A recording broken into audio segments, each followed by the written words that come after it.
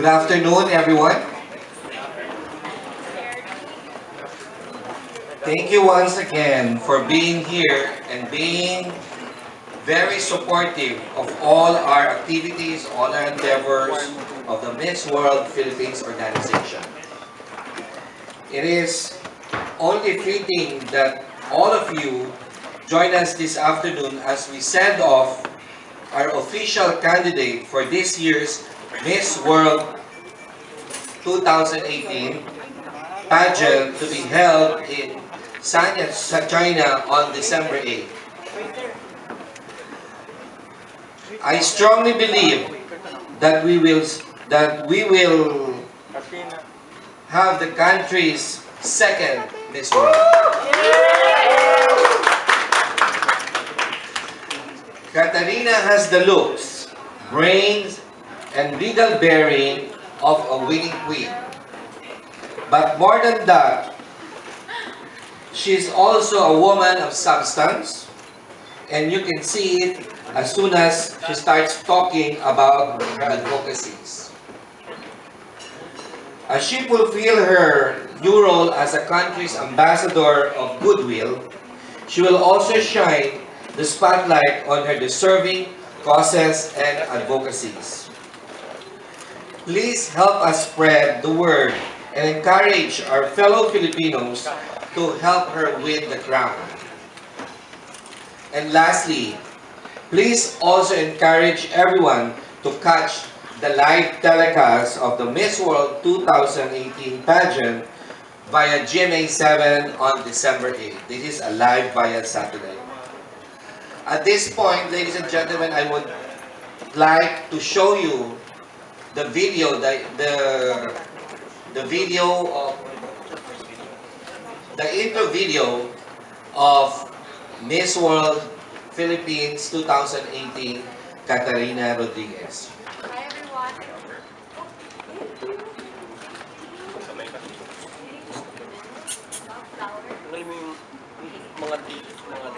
Hi everyone. Good afternoon. How are you guys? Kumusta na? Excited? I'm excited. I wanted to say thank you to everybody for all of the support.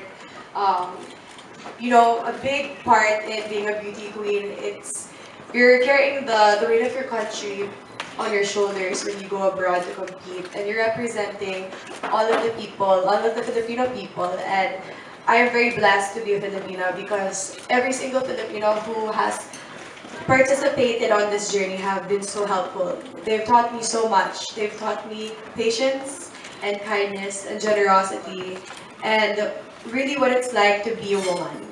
I'd say prior to joining Miss World Philippines, I was still growing up a bit, and I think becoming Miss World Philippines was really the coming of age mark for me to becoming a woman. And I have tried my best in every situation that God has put me through, good and bad. I've reflected mornings and nights and prayed. I prayed whenever I had my free time, and you know, just asking for guidance in specific situations that tend to happen. But of course, anything worth it does not come easy. You have to sacrifice, put in the work. You have to break certain connections because when you're the person going out representing an entire country, you need to put your best foot forward. You need to showcase the best version of yourself, the best of the country. You need to be prepared with anything that comes your way. You have to, it's like a chess game, you have to think 3 steps ahead. And as challenging as it is, I'm here again, wearing the Philippine sash over my heart, ish. But wearing the Philippine sash, and then of course the crown representing all of the Filipinos, not just the Filipino woman, but all Filipinos. And that's one of the most humblest honors I'll ever have. This is a venture of a lifetime, as I've said, and I'm very excited. I'm a lot more calm in person than I am in my head and in my heart. There's so many emotions going on, but as I go and compete, and sana ako yung mananalo, and I bring home the blue crown, I'm going to give my best, I promise. Regardless, I already feel like a winner. because of everybody here. All of the Filipinos, when I go walk out in the mall, when I meet anyone and they're so excited and they like a picture po, I'm like, why?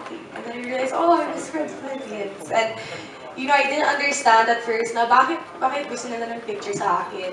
And like when I had gone to Marawi, why are they so happy to see me? And I realized, okay, I am a symbol. And even if I am not the first person in, for example, the armed forces, I'm not on the field fighting or sacrificing 5 years minimum to participate in the military, or I wasn't a victim of the siege in Marawi. My being there, I was questioning, why are they so happy to see me? I just coordinated everything, put everything together, had a vision, had an idea, and um, that's when I really understood the responsibility of being a Miss Philippines, of being a Miss World. And with that, as I told the children who I worked with in Marawi, when I'm there, when I'm in China, and I feel like crying, or if I feel like this is just too hard, they're so sweet pa. They wrote me all notes, the fourth grade class in the school I went to. I will think of their faces and I will think, kung kaya nila, kaya ko to. Thank you. Thank you, Kat. Anyone? Voltaire. You need to be strong, but you have to be sweet. And it's quite difficult to be loved, respected, and feared all at the same time. Um, if I've learned anything, it's definitely how to embody the persona of this this woman, this higher woman, which actually it's impossible to be that perfect, right? But I've also learned my potentials, and I've learned, as I said in the video, that the word limit is cerebral.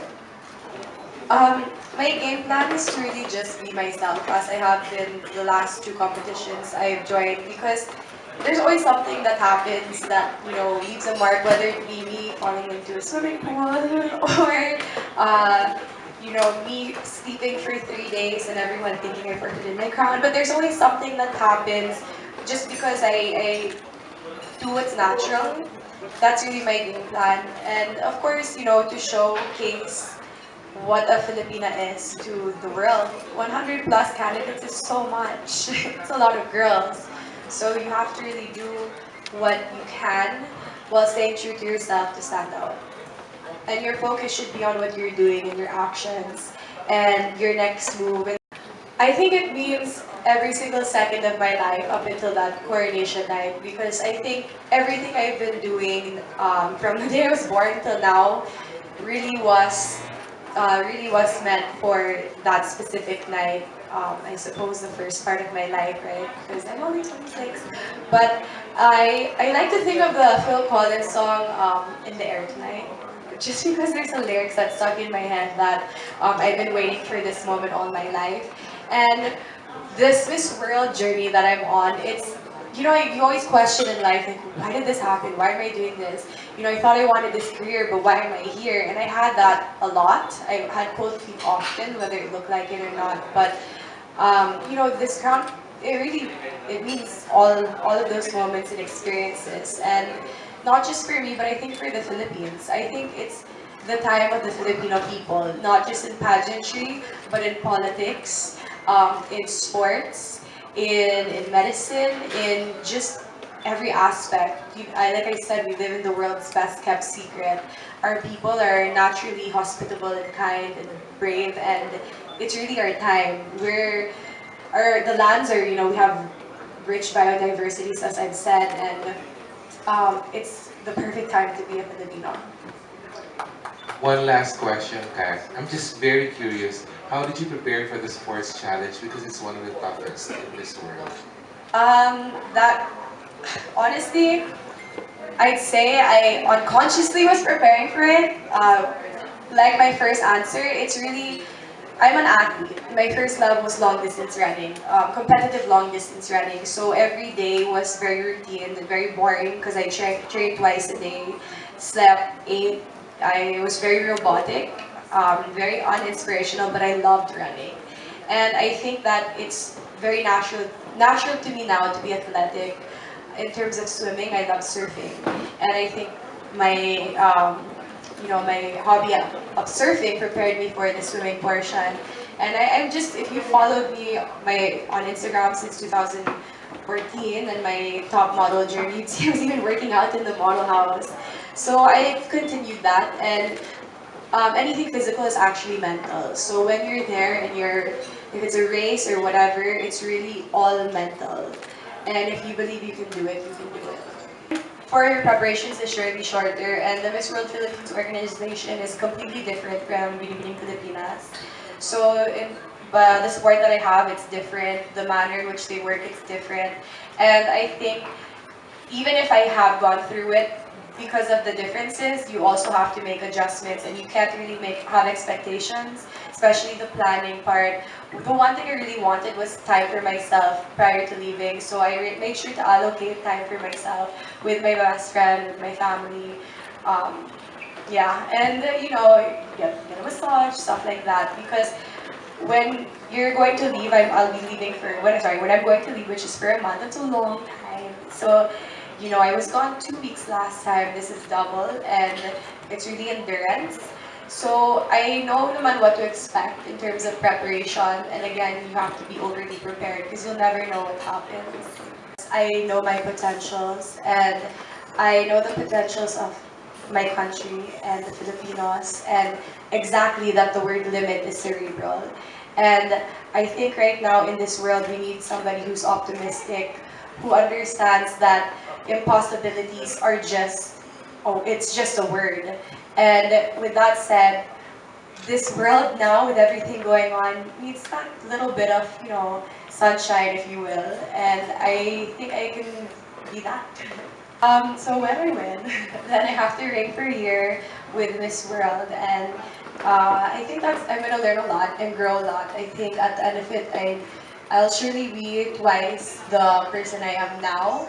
Then after that, I would like to definitely continue with my Beauty with a Purpose project, because if you've been to Marawi, you can see that that's gonna take years to redevelop. And that's happening everywhere. That's happening in Syria multiplied.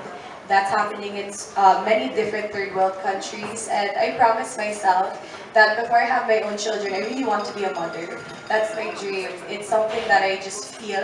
I want to get married. I know I don't have a boyfriend, but I want to get married. Well, he'll come and yes, and have children. So that would ideally be my plan. But I told myself prior to having my own children, I need to give back to this world because I feel that it's my responsibility. And so I'm a philo major, and I can't remember the exact philosophy, but it's by Jean-Paul Sartre.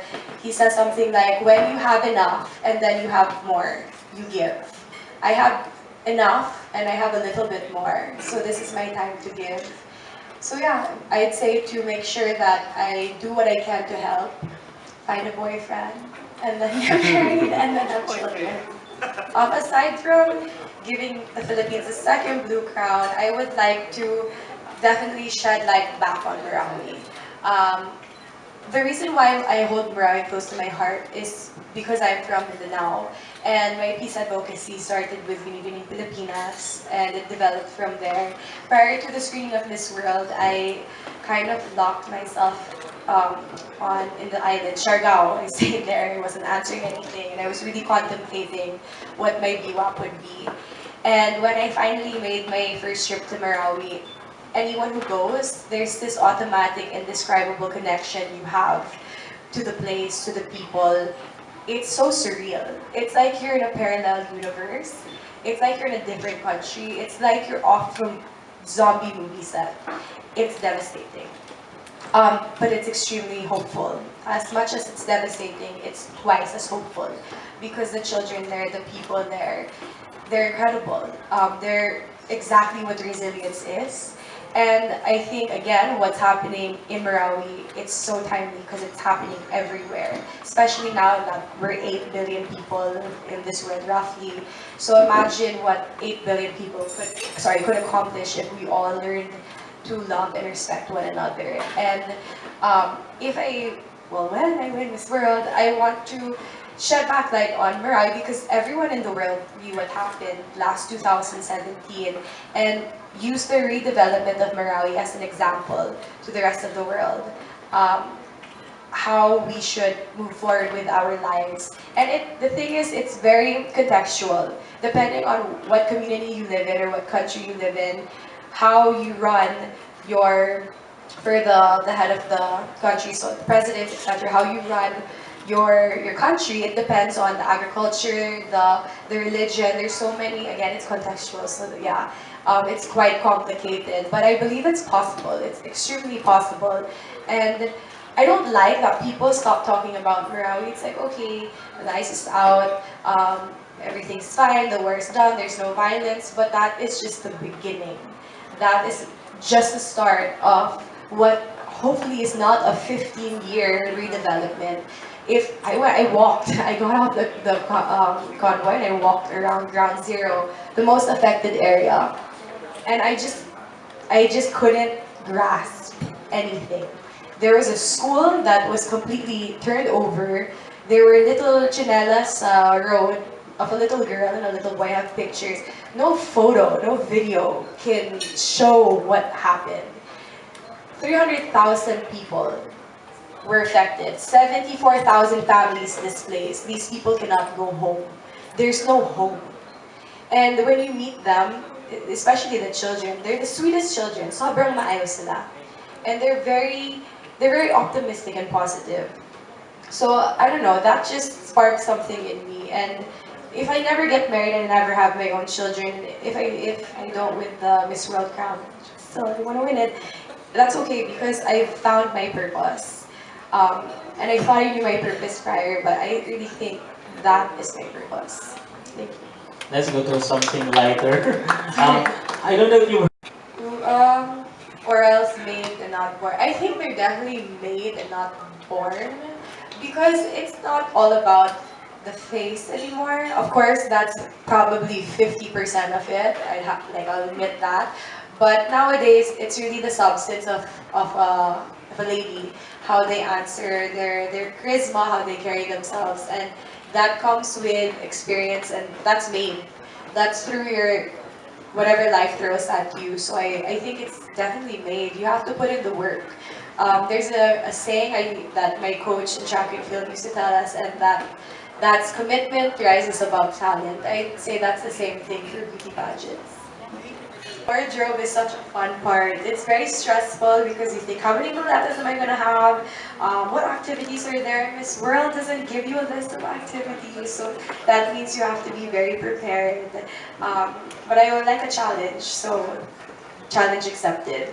Definitely, I'm working now with stylist Alger Ramos. He helped dress me for my last competition, and he's dressed me a couple of times, but now we're working together. And then my evening gown, I was very flattered and I kind of teared when I saw it. It's Francis Labiran. He made my gown before I even won Miss World Philippines, which shows how much he believed I was going to win. And it's so surreal. I cursed when I saw it. Myself and Mama Mikey, who was with me, and Krishna, my really good friend, we all just were like in awe. And I've known Francis for 4 years. He was the first designer after Top Model who got me for his wedding fashion show in Manila Peninsula. I hadn't met him. I didn't cast. Yung kasama ko si Kelsey Merritt. Her and I, because we were both under PMAP, we were just like, oh my gosh, like how nice of him. I haven't even met him. So when I had just started, I had no idea really how the industry was here in the Philippines yet. He had already gotten me as one of his muses. I opened that segment pa. So this is something that he hasn't done. It's very a surprise. Yeah, they look alike, right? They're like sisters. But, you know, I think it's really just meant for whoever wins. I don't think there's anything you can do but do your best. If that's what I've learned, it's that so long as you give your all, you won't regret anything. So long as you do what you know you need to do, there should not be any regrets. And I've started that months ago.